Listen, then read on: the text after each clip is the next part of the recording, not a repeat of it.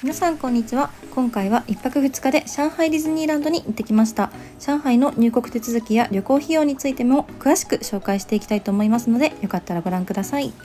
夜11時、羽田空港第3ターミナルに到着しました。今回はピーチ航空を使って上海に向かいます。ピーチ航空はオンラインチェックインができないため、必ずカウンターに並ばなければなりません。私たちは1時間半もカウンターに並んだので、皆さんも必ず余裕を持って空港に行くようにしてください。片道約2時間半のフライトで上海に到着しました。空港からホテルまではホテルの無料シャトルバスに乗って向かいます。今回宿泊したホテルから無料のシャトルバスでディズニーパークに向かいます。上海ディズニーランドのバス停はパークのエントランスまで徒歩15分かかります。かなり遠く歩くので、時間に余裕を持って行くようにしてください。上海ディズニーランドパークに到着しました。今回はチケットをクルックで購入したので、そちらの使用方法をお伝えしていきます。まずエントランスに並び、クルックの予約メールに添付された QR コードとパスポートを受付の人に渡します。すると紙チケットがもらえるので、紙チケットの裏面にある QR コードをアプリのカメラで読み込むと連携が完了します。ではこれから2023年にオープンした新エリアズートピアへ行ってきたいと思います。今回はアーリーエントリーは使っていないので、エリアに入場するまで屋内で約60分ほど待ちました。日本と違って上海ではアーリーエントリーをアプリから購入することができます。公式ホテル宿泊者以外でも購入することができ、約4000円で買えます。朝7時半に入ることができるのでお得です。それでは1時間経ちましたので、ズートピアエリアに入っていきたいと思います。私は映画のズートピアがとても大好きな作品なので、ここに来ることができるのをとても楽しみにしていました。エリア自体はすごく広いというわけではないのですが、映画の世界観をそのまま再現したかのようなクオリティの高さですごく感動しました。ニックとジュディが勤めているズートピアポリスもありますし、ズートピアセントラルステーションもあったのがすごく個人的には感動しました。故郷の街からズートピアに出てきて、ジュディが一番最初にこのズートピアセントラルステーションに降り立った時のあの映像は本当に素敵でしたよね。時々映像で電車が走る演出になっているのもすごく素敵でした。このエリアを歩いているだけで自分がズートピアの一員になったかのような気持ちになれるのがすごく楽しかったです。ではここでおすすめのズートピアエリアのグルメを紹介したいと思います。こちらのスナックワゴンで購入できるのはポップコーンとニックのアイスになります。早速購入していきたいと思います。こちらの人参型のカップの中にこのコーンポタージュ味のポップコーンを入れてもらえるのですが、これが結構美味しくて、でこちらがニックのアイスですね。これを持って写真を撮ってる人がたくさんやっぱりいましたね。ズートピアエリアにはワゴンともう一つこちらのカフェがあるんですが、こちらにはジュディのワッフルが置いてあったり、クロウハウザーのドーナツも販売されています。ズートピアには大中小の様々な動物たちが共存して生息しています。それぞれの動物の高さに合わせて横断歩道や信号機が設置されているのもすごく可愛いですよね。それではズートピアの新しいアトラクションに乗っていきたいと思います。この日はスタンバイで40分待ちでした。こちらのズートピアのアトラクションはファストパスを購入するとすぐに乗ることができるのですが、こちらのキューラインがとても素晴らしいので、時間がある方やズートピアの映画が好きな方はぜひスタンバイで並んでほしいなと思います。こちらのクロウハウザーに会うことができるのもスタンバイで並んだ人のみになっています。スタンバイで並ぶとズートピア警察署の中に入ることができるというファンにはすごく嬉しいイベントが待っています。ニックとジュディの警察署内でのデスクを見ることができて、ニックのお部屋にはジュディとのツーショットの写真が飾られていたりと、とても可愛らしい演出がたくさんありました。こちらの Q ラインの中のクオリティが本当に高いので、もう絶対に映画ファンはこちらの Q ラインに並んでほしいなと思います。警察署内のこういったいろいろなオフィスの部分をまずは通っていくんですが、この後なんと警察署内にある牢屋の部分に入ることもできるんですね。それがすごくスリリングでとても楽しかったです。こんな感じでズートピアプリズンですね。ここは監獄になっていますが、この先に進んでいくとそれぞれの牢屋の部屋を見ることができるような作りになっています。ではこの先にプリズンの部分に入っていきたいと思います。こちらもよく見てわかるんですけれども、大中小それぞれの動物用に高さの違うテーブルと椅子が備え付けられているのが、もうさすが再現度高いなという感じで感動しました。寝泊まりする用の部屋みたいなものがあったりですとか、上の方に小さい動物たち用のちっちゃな小部屋があったりしますね。ここのプリズンの中は本当にすごい雰囲気があるので、これ自体がアトラクションなんじゃないかって思うくらいの完成度の高さだったかなと思います。こちらの部屋は壁が壊されていて、脱走したという設定になってるみたいですね。プリズンを抜けてオフィスエリアに戻ってきました。ドーナツが置いてありますね。この先に会えるのが警察署長のキャラクターボゴになります。こちらもすごく大きくてリアルで、このオーディオアニマトロニクスの技術の凄さに本当に感動しました。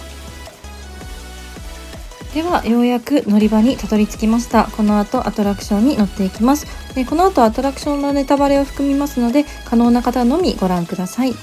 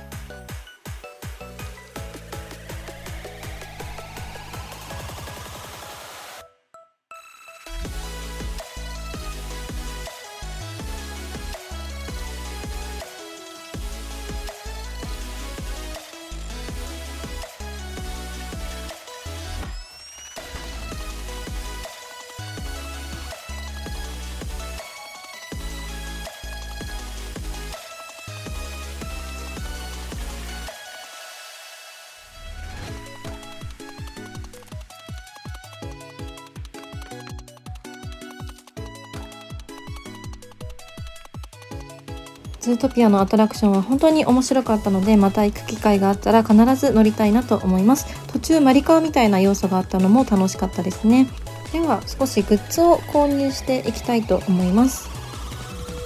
ニックとジュディのカチューシャとクロウハウザーを購入しました。上海ディズニーランドではニックとジュディの警察官の制服でのグリーティングをすることができます。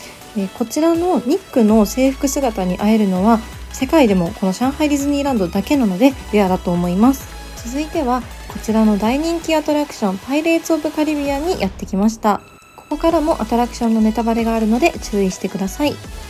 上海ディズニーランドにあるパイレーツ・オブ・カリビアンは他の世界のどのパイレーツ・オブ・カリビアンとも違う全く新しいアトラクションになります。本当にクオリティが高くてすごく感動したので、ぜひ上海ディズニーランドに来ることがあったら絶対にこちらのアトラクションには乗ってほしいなと思います。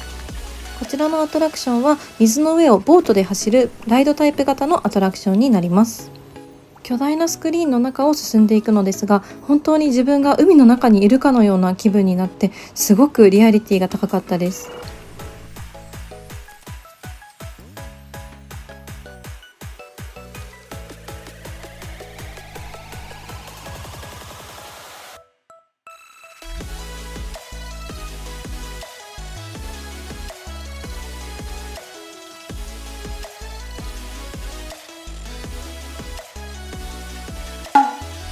この後はクッキー&ベーカリーカフェに向かいたいと思います。こちらは日本でいうワールドバザールのようなエリアにあるお店になりますが、クッキー&のグッズがたくさん販売されていたり、奥のカウンターではドーナツなどのスイーツも販売しているお店になります。店内の内装もすごく可愛いですし、スイーツもどれもディズニーのキャラクターをモチーフにしたものばかりなので、ぜひこちらの店舗も立ち寄ってみてほしいなと思います。私が旅行に行った時は1元だいたい22円くらいだったので、こちらにあるドーナツはだいたい1000円前後と結構お値段は高い感じなのですが、見た目がすごく可愛いので、もし気になるよという方がいたら行ってみてください。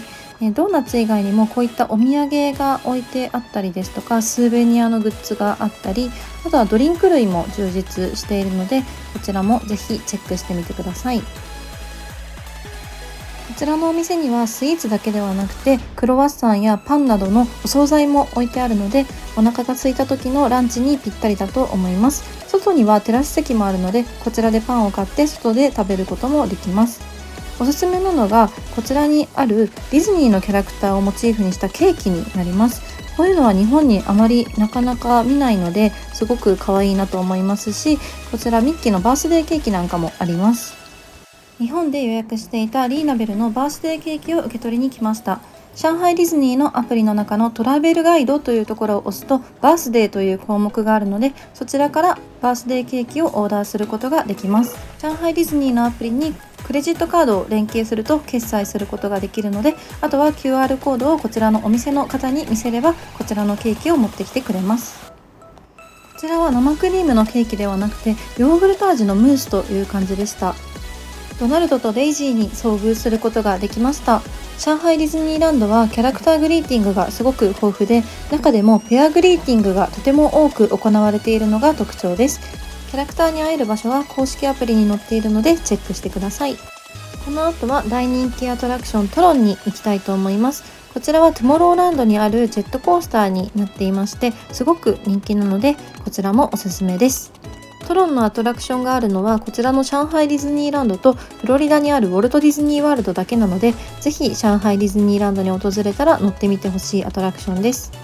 この日はだいたい60分ぐらいスタンバイで待ってから乗り場に着くことができました。トロンはとても疾走感あふれるアトラクションなのですが、このようにバイクのような乗り物に乗ってコースターを進むことになります。すごく疾走感あふれてバイクに乗っているので、ヒーローになったような気持ちになれるアトラクションでした。外に出るのは少ししかなくて、大体がスペースマウンテンのような屋内のコースを進んでいくような形になります。絶叫が好きな方はぜひ乗ってみてほしいです。近くにあるアベンジャーズのレストランでこちらのトリュフポテトをいただきました。すごく美味しかったです。側面にはこちらキャプテンアメリカが印刷されていて、ファンにはたまらない一品でした。上海ディズニーランドはキャッスルショーも有名です。日本とは違ってお城の前でミッキーやミッキーの仲間たちがこのようにダンスをしてくれます。私が行ったのは夏のイベントが始まってすぐだったので、このように大量の水かけイベントが行われていて、ミッキーミニーたちも夏のトロピカルな衣装に包まれていてすごく可愛かったです。前の方の人たちはもうレインコート必須という感じですね。ここからはくまのプーさんエリアに行きたいと思います。こちらでもペアグリ、プーさんとティガーとグリーティングができます。プーさんのパイナップル味のソルベとカチューシャを購入しました。この後は7人の小人のマイントレーンに乗ってきました。個人的にとてもおすすめのアトラクションなのですが、日本でいうとビッグサンダーマウンテンのような形のジェットコースターになります。フロリダにあるウォルトディズニーワールドのマジックキングダムにもこちらのジェットコースターがあるのですが、フロリダにあるものをコンパクトにした感じが上海のマイントレインかなというふうに感じました。この7人の小人のキラキラ光る宝石を採掘している場面が私は本当に好きで、これに乗れてよかったなと思いました。私はシングルライダーを利用してこちらのマイントレインに乗ったのですが、かなり人気のアトラクションなので待ち時間が長いので、可能であればシングルライダーを使うといいのかなと思います。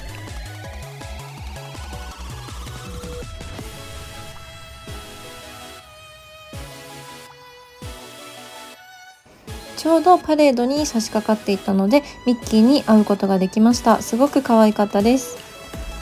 ここで上海ディズニーランドの注意点についてお伝えしたいと思います。上海ディズニーランドはとても広いので、一つ一つのエリアを行き来するのにすごく時間がかかります。簡単に移動できない距離だからこそ計画的に行動するのがいいのかなと思いました。そしてパークのルールについてお伝えしたいことがあります。上海ディズニーランドの手荷物検査はかなり厳しく行われておりまして、自撮り棒やポータブルヘアアイロンなどは持ち込むことが禁止されています。バッグの中身やポーチの中までかなり厳しく見られることがあります。もし禁止物を持っていた場合は近くにあるロッカーに入れるように指示されると思います。上海ディズニーランドの物価はやはり高く設定されていて、ご飯やスイーツなどもかなり値段が高くなっています。なので節約したい方はパンなどを持っていくといいのかなと思います。パンやお菓子類など加熱が必要がない食品類はパーク内に持ち込むことが可能とされていますので、そちらを持っていくといいのかなと思います。上海ディズニーランドのフードワゴンでは現金かアリペイもしくはモバイルオーダーしか受け付けていないということがあるので、アリペイを事前に登録して自分のクレジットカードを紐付けておくことをお勧めします。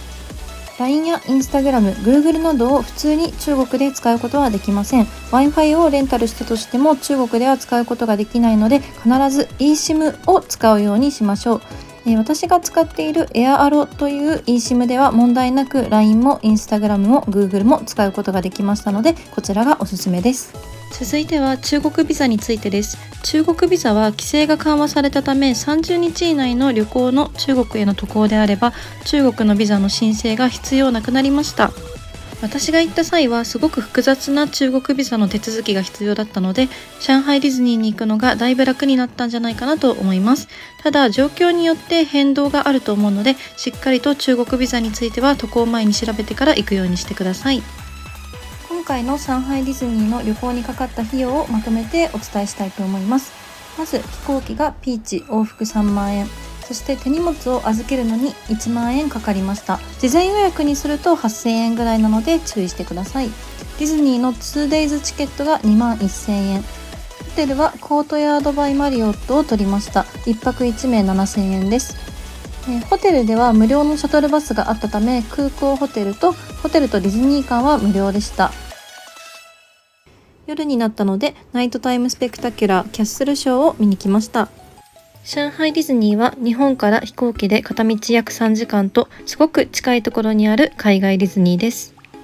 キャラクターグリーティングが豊富にあったり、アトラクションも日本にはないものがあったりするので、この機会にぜひ上海ディズニーに行ってみてください。